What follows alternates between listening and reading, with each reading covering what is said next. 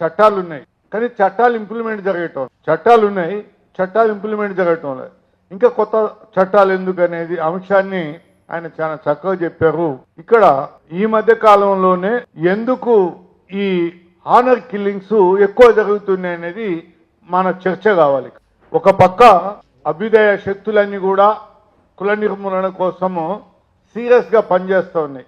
అభ్యుదయ శక్తులు ఎప్పుడైతే సీరియస్ గా పనిచేస్తా ఉన్నాయో ఆ సీరియస్ గా పనిచేసేటప్పుడే మతవాద శక్తులు కూడా వివిధ రూపాలతోటి విశ్వాసాలు ఈ సమాజంలో పెంచుతా ఉన్నాయి. ఈ విశ్వాసాలు ఎక్కడైతే పెరుగుతున్నాయో ఈ విశ్వాసాల యొక్క పరంపరే ఈ ఆనర్ కిల్లింగ్స్.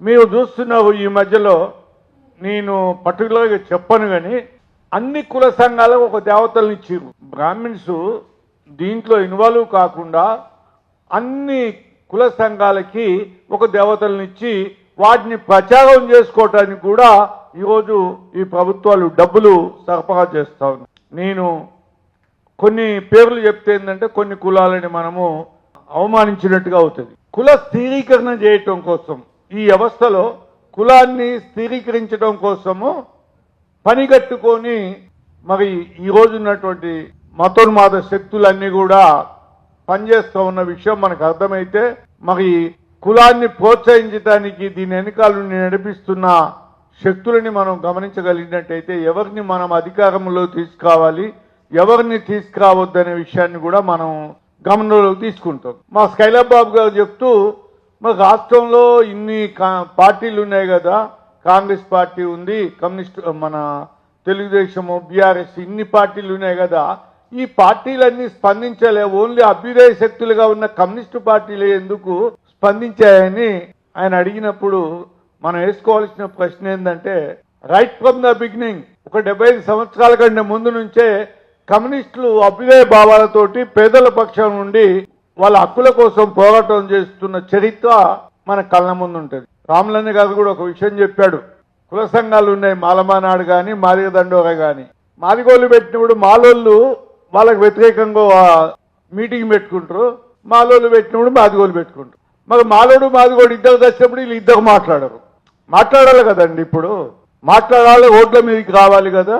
ఈ అంశాలు వాళ్ళకు బట్టవు. వాళ్ళకి వ్యక్తిగతమైన వాళ్ళు వ్యక్తిగతంగా వాళ్ళు ఎట్లా వాళ్ళ గ్రాప్ పడిపోకుండా ఈ సమాజంలో కుల సంఘం పేరు మీద ఎట్లా బతకొచ్చో దానికోసమే ప్రయత్నం చేస్తారు తప్ప మరి ఇంకో దానికి కాదు. మరి స్కైలాబ్ బాబు గారు చెప్పినట్టు మరి ఈ రాజశేఖర్ హత్యలో పోలీసుల పాత్ర కూడా ఉన్నదని మనము స్కైలాబ్ బాబు గారు పోలీసుల సంక్షేమంలో ఇంత జరుగుతుంటే ప్రమాదాన్ని యాంటిసిపేటరీ చేయకుండా మరి ఏ విధంగా ఉంటారండి పోలీసులు?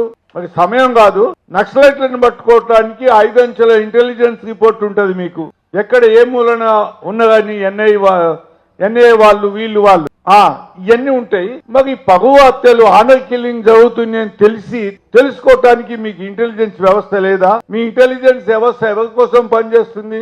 ఈ దేశంలో పేద ప్రజల కోసమా లేకుంటే పెట్టుబడిదారులను రక్షించడానికి అని మనం అర్థం చేసుకోవాలా? మిత్రులాగా ఇది ఒక పెద్ద లోతైన చర్చ.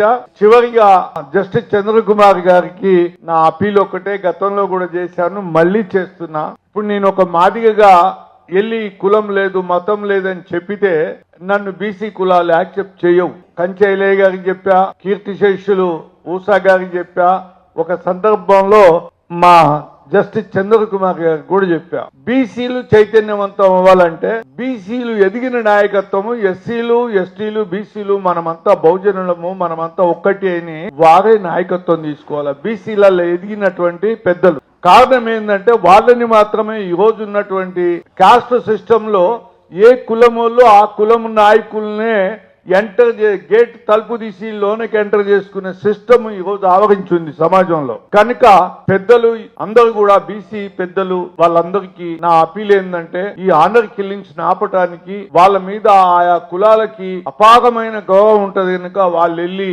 చెప్పవలసిన బాధ్యత ఉందని మరి ఇది నా వ్యక్తిగతంగా పెద్ద సార్ని నేను కోరుతా ఉన్నా.